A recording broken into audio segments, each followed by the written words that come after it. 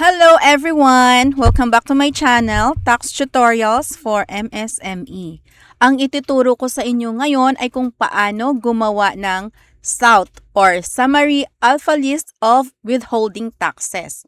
Ito yung mga ginagawa sa BIR Form 2307 na galing sa ating clients.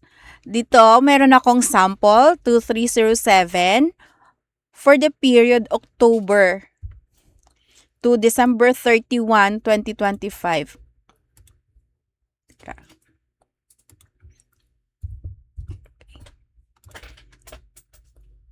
Ito, ang 2307 pwedeng gawin every transaction or pwede din quarterly, lalo na sa mga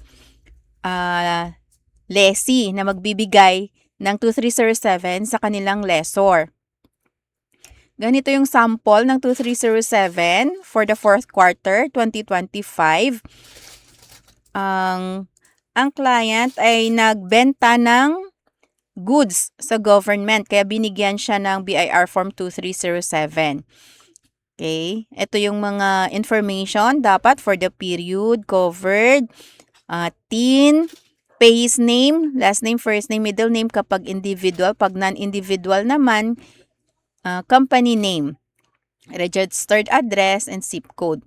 Para naman sa payor, TIN ng payor, name ng payor. So, pag government, name ng government agency, registered address, and zip code. Para sa tax credit sa annual income tax, dito sa Part 3 ang details of monthly income payments and taxes withheld ang ating kukunin. Okay. Ang ATC WI 640 for income payments made by government to its local resident suppliers.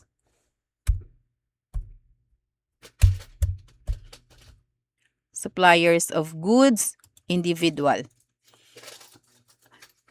Sa transaction na ito, ang amount ng transaction is 47,250. Kung ang supplier ay VAT, dapat yung tax base ay net of VAT. So, dito, 1% po ito ng tax base. Okay. Para makagawa tayo ng Summary Alpha List of Withholding Taxes, kailangan meron tayong BIR Alpha List. Okay. Kung wala pa, pumunta muna sa BIR website, dito sa Others. Yan, sundan na lang yung aking mouse. Ito yung kailangan natin, Alpha List, Data Entry, and Validation Module. Ang version natin ngayon, 7.4 for taxable years 2023 onwards. Okay? I-click itong zip file para ma-download.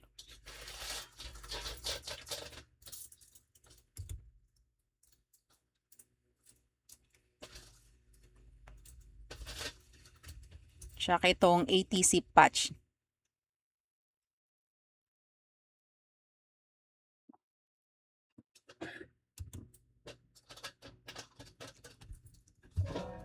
Munta sa file, double click na lang.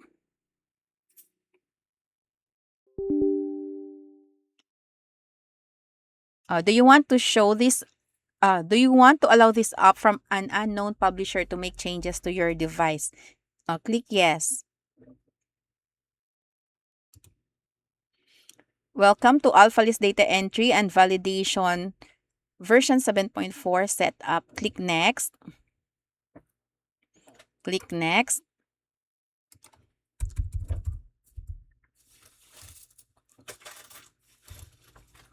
Okay. BIR Alpha 74.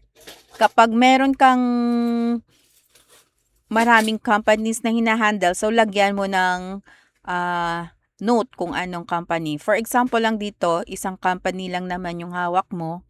Okay, click install. Finish. Para naman sa patch,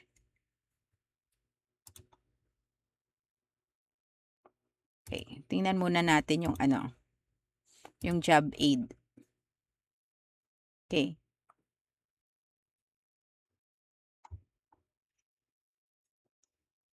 I-download ang alpha list, then i-download din itong ATC patch. Doon sa folder, locate BIR Alpha 74 folder where the alpha list data entry and validation module is installed, then save the extracted ATC patch.exe.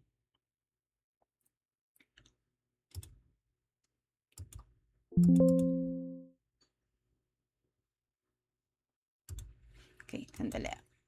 Copy.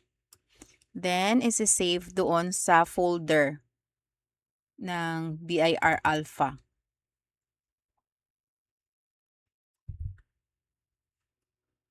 Then, double-click. At ayaw niya. Sorry.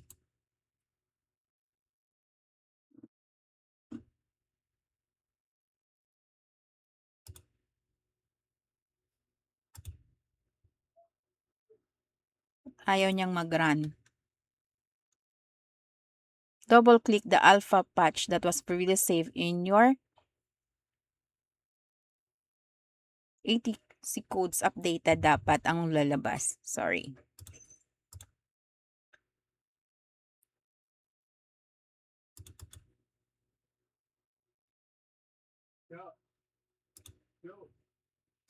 Run anyway. Binablock pala ng ating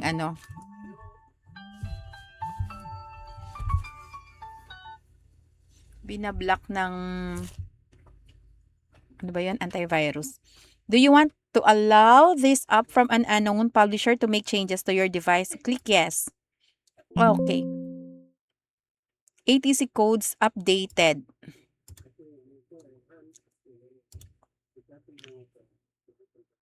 Okay na.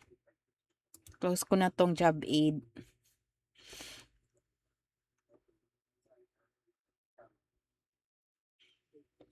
Okay, punta na tayo dito sa BIR Alpha. Pwede itong isend sa desktop.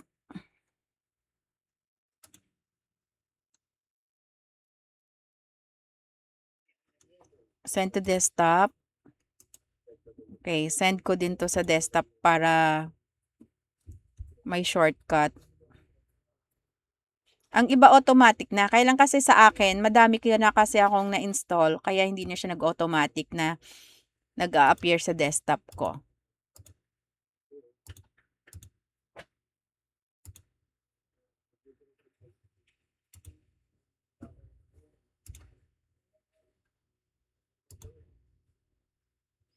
Okay.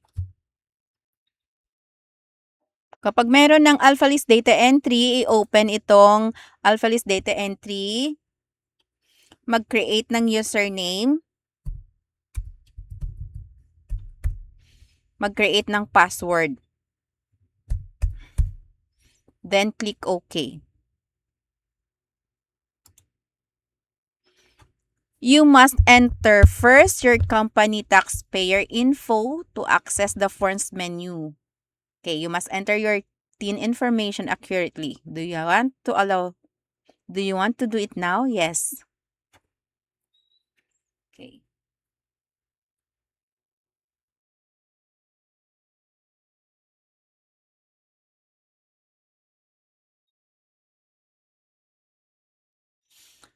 Punta na lang sa COR.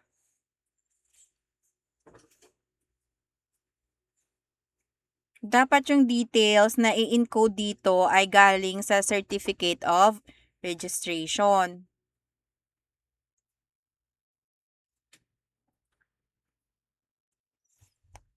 Okay. RDO code, makikita yan sa Bandang taas ng COR.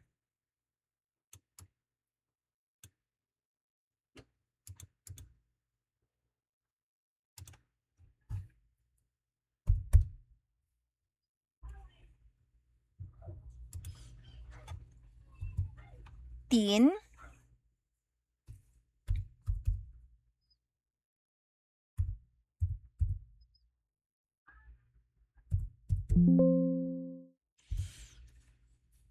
Category of withholding agent, private or government. Okay, private. Ang information dito, yung yung taxpayer na nakatanggap ng 2307.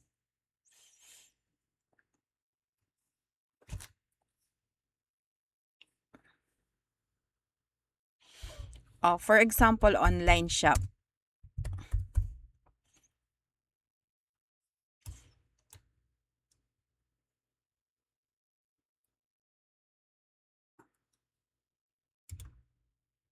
Taxpayer classification individual. Registered name kapag kapag corporate dito pag non-individual dito siya. Pag individual dito sa taxpayer name. Last name, first name, middle name, telephone number,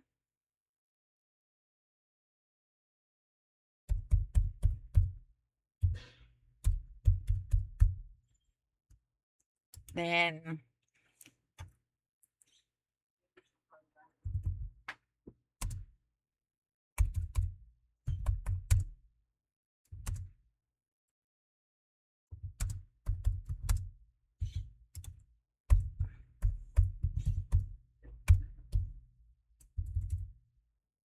kunyari lang yan, address ko.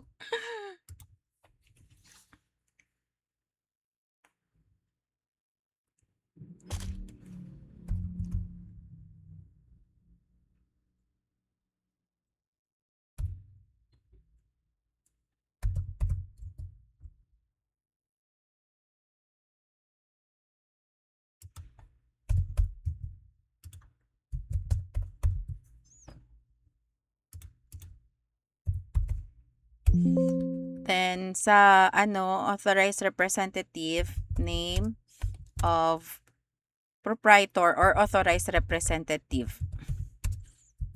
Kung individual, name of owner na lang. Okay.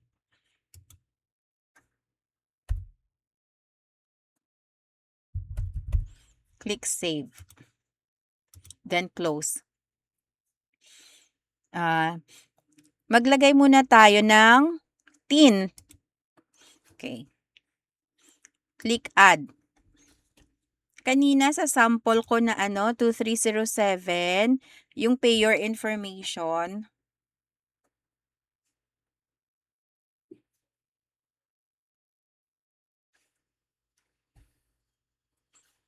Okay.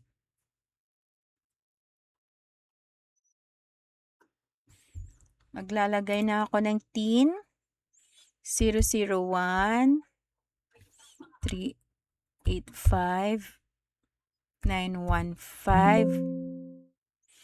Dito sa alpha list ay 4 yung kanyang branch code. Registered name, name of agency, name of government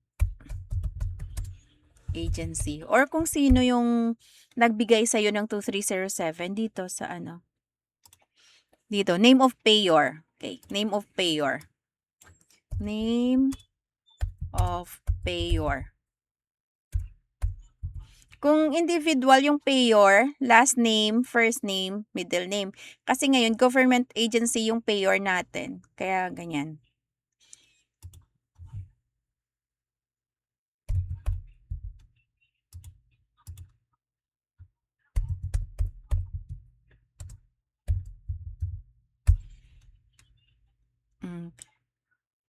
Ignore mo na lang yung birth date kahit wala naman. Click save. Then, close. Yung BIR Form 2307 ng taxpayer ay 2. So, try ko mag-encode. Same lang yung nag-issue. Same payer lang. So, i-click itong South Forms. South Form for 1701 for the month of December 2025. Taxes withheld, yes. Number of attachments. 2 yung 2307 natin.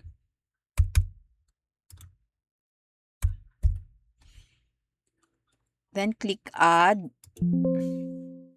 You are working for the attachment of 1701 for the month of December 2025. Para na to sa annual natin, annual income tax return for the taxable year, December 31, 2025. Click OK. Click add. I-enter ang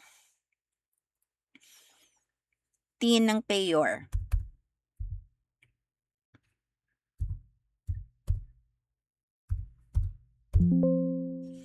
Okay. Dito tayo sa ATC WI 640. 1%. Amount of income payments 47,250. 472.50 yung kanyang tax withheld. Click save. Kung wala ng additional 2307, pwede na mag-exit. Kung meron pa, mag-add lang. Okay. Meron pa siyang another 2307.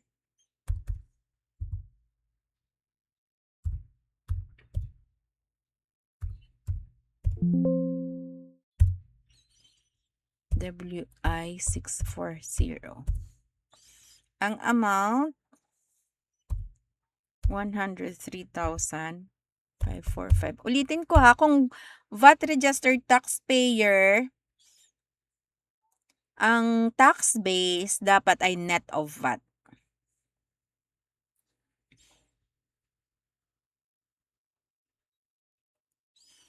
Click save. Then, click natin yung inquiry. May total tax credits tayong 1,507.95 centavos. Click exit. Do you want to exit? Yes. Pwede itong i-print inquire. View. O, pwede itong i-print direkta kung may printer. Click itong print report. May kopya ka na ng South.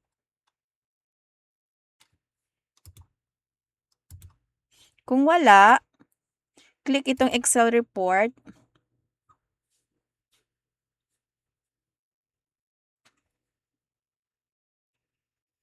Okay.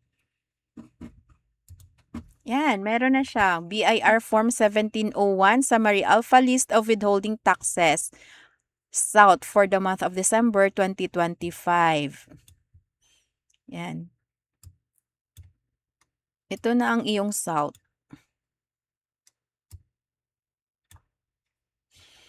Pwede na tong direct print as Adobe PDF, as PDF file.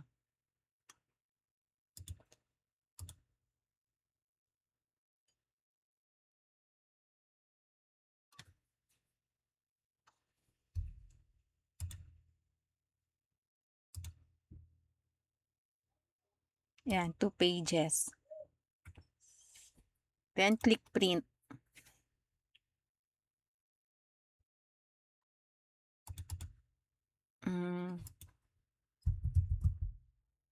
South PDF sample 12/31/2025. Okay.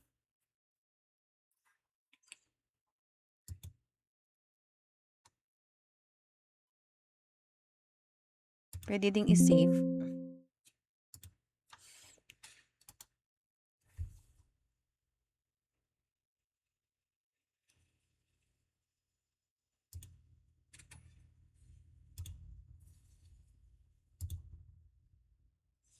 Then, balik tayo sa Alpha List Data Entry. Click back. Dito na tayo mag-generate ng file. Click Save. Do you want to view the file created? Yes. Yan, 1701. Click OK. File successfully created in BIR Alpha folder. Click OK. Then, back to main menu. Click Exit. Close ko na to.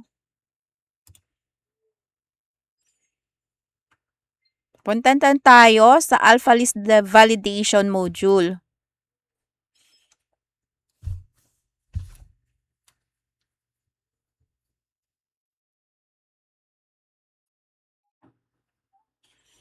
For the year 2025, South, 1701. Browse natin yung file. Narito siya. Then, click OK. Lagyan ng month, December. Click Validate.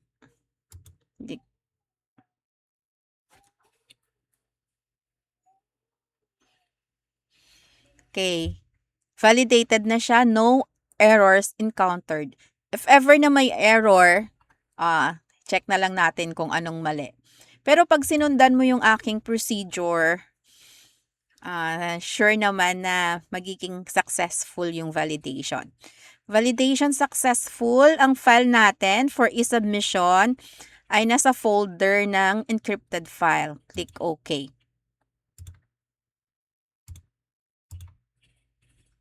Punta sa folder.